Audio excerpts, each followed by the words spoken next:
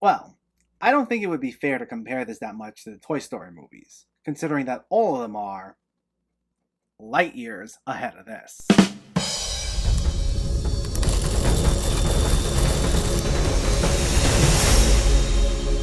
What's going on, everyone? Welcome back to my channel. Today we're talking about a newer release, Lightyear. Before we begin, let me know in the comments what your thoughts on this movie were, if you already saw it, or if you were planning on seeing it, and make sure to hit that thumbs up button if you like these reviews, as it helps me out immensely by getting my content out there. And if you're new here, I hope you consider hitting that subscribe button so you can stay up to date with more movie-related content like Pixar reviews on a near daily basis. But let's not waste any more time and let's talk about Lightyear. This stars Chris Evans as the voice of Space Ranger Buzz Lightyear. While spending years attempting to return home, the marooned Lightyear encounters an army of ruthless robots commanded by Zurg, who are attempting to steal his fuel source. This is directed by Angus MacLane, a longtime Pixar veteran who also co-wrote the screenplay, and it hit theaters in June, being the first Pixar theatrical release since Onward in 2020. And it's a spin-off of the Toy Story movies, and one that apparently confused a lot of people too, which honestly, I'm still trying to wrap my head around what made that so hard to understand. Because the thing about this is, it's not meant to be anything related to the actual Toy Story character. This is a look at the fictional Space Ranger within this universe that the toy Buzz was based off of, similar to how the Woody toy is based on the old Woody's Roundup show as seen in Toy Story 2.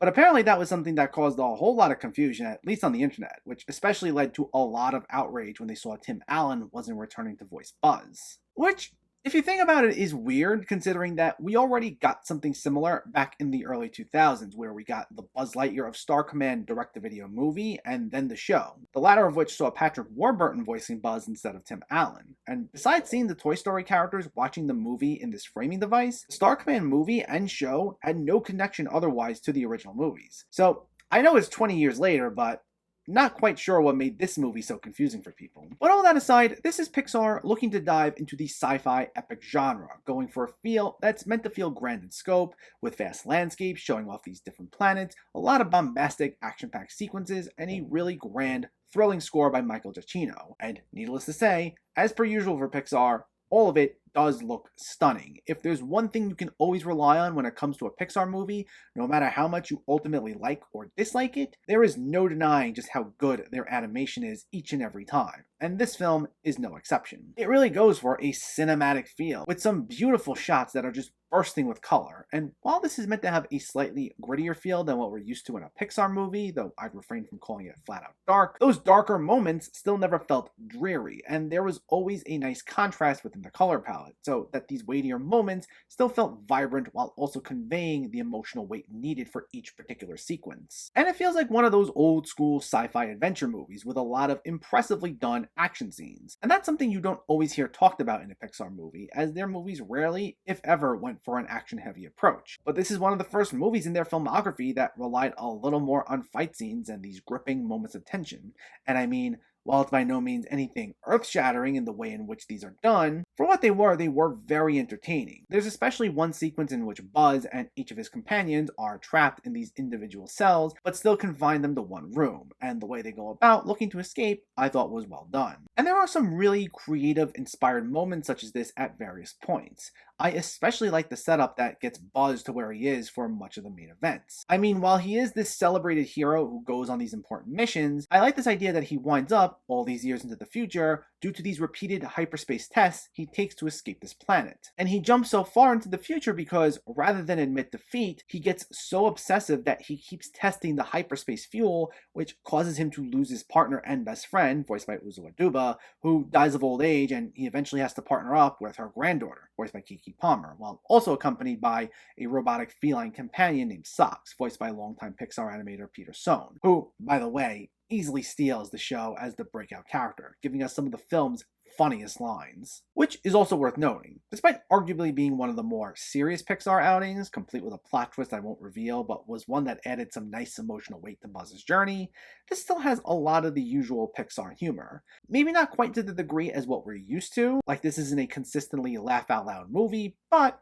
it injects jokes just at the right time to cut some of the tension, and it's divvied up among a lot of the cast, though Socks gets most of the funniest lines, as does Taika Waititi as Mo and Dolly Souls as Darby, who are two of Buzz's new partners. But to go back to what I was saying earlier about Buzz, I did like this setup that he winds up where he does as a result of his own obsessiveness, and he's nothing short of determined to make sure that this hyperspace test he's been working on isn't for nothing, to give himself some sort of redemption for letting the life he once knew pass him by. I thought that was a really ingenious setup. Also, it's worth mentioning, Chris Evans makes for a great Buzz Lightyear. I thought he found a nice mix of making the character his own thing, but still embodying many of the mannerisms and characteristics that we associate with the Toy Story character. And with him in the lead and all the other elements I mentioned, it made this an entertaining little sci-fi adventure. And I think if nothing else, this will work for many really nicely as some old school popcorn entertainment. Now, all that being said, while I did like the movie, unfortunately, I also didn't come to love the movie. And while this is by no means Pixar at its worst, it's certainly far from its best. And my big thing is, while this has a very compelling setup and it establishes an intriguing arc for Buzz, I do think the movie starts losing sight of a lot of that the further it goes along. Now, I stand by what I said just a moment ago, saying this works as some great popcorn entertainment. It certainly is. I do think, though, that a lot of the big emotional factors it was teeing up in the earlier parts of the movie do fall to the wayside in service of said popcorn entertainment. The film doesn't completely abandon all of it. Like I said, there's that twist in the middle that really adds a compelling element to Buzz's journey. But beyond that, as the film goes on, it becomes less emotionally driven, and it goes almost exclusively for the spectacle. It doesn't get to the point of totally soulless, but some of those intriguing elements set up in the beginning aren't explored as heavily as things go on, with the more action-heavy moments being what drives it. And the thing is, action scenes and visually impressive moments are great, but if you lose sight of that emotional factor,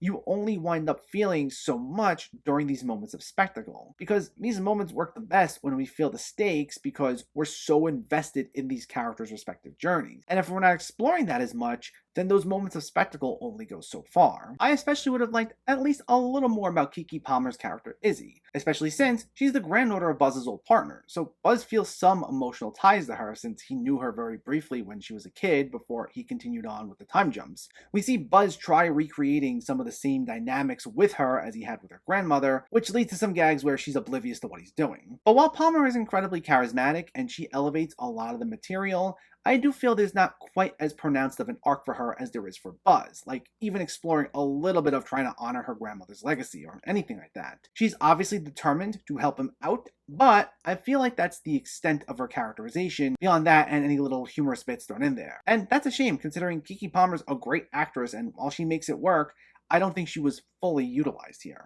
Last thing, while I do think Evans makes the role his own for the most part, the film still relies maybe a bit too much on callbacks to the original Toy Story movies. Like, I get that part of the point is that it inspires the Toy Story character, so he does have to utter some of the same well-known lines he does, but still, the way this film incorporates said lines, it'll be a lot. It might sound like a nitpicky sort of thing, but a lot of the same few catchphrases we first heard from Toy Story will just get regurgitated numerous times throughout this, and it'll almost feel like they're getting thrown in there as if the film's relying on them as a crutch. The way To Infinity and Beyond is done, that felt creative, but other lines like "Come in, Star Command, why don't they answer?" done verbatim like the first time we hear it in the first Toy Story, those felt a little forced. And I get that pulling on those nostalgia heartstrings is the new big thing, and in a lot of other movies that are either legacy sequels, reboots, spin-offs, or whatever, we get a lot of callbacks and Easter eggs to previous installments in the franchise. But there's still a fine line between making clever references and then just relying on these callbacks as a crutch. And in this case, it felt like the latter, unfortunately. It wasn't to the point that it tanked the movie, as I still enjoyed it overall, but it was distracting the amount of times we heard a reference dropped, and it felt more just like it was shoehorned in than anything. Lightyear is by no means one of the best Pixar movies, nor does it come close to being on the same level as any of the Toy Story movies, but it's still a fun time. With the usual stunning animation, a riveting score, an epic feel, and a fun sense of humor, this makes for some solid popcorn entertainment, led by a charismatic Chris Evans as Buzz. However, that being said, while the film certainly has its inspired moments, especially at the start of the film, it does feel like it devolves a little bit into a less emotionally driven story that doesn't completely explore some of the more fascinating elements it sets up. And instead, it relies more on spectacle and a lot of forced references to the Toy Story movies. It never hits the point where it makes the movie bad, but it does hold it back from being one of the greats. So for what it was, it's just good. Lightyear gets a 7 out of 10. So let me know, did you see Lightyear or are you planning to see it, and what were your thoughts? Did you like this as much as the Toy Story movies? Do you want to see more spin-offs like this? Let me know in the comments below so we can discuss. Also, if you enjoyed this video, please give it a like and share it. And for more movie reviews and film discussion, please make sure to hit that subscribe button to stay updated. Thanks for watching everyone, and keep having fun with film.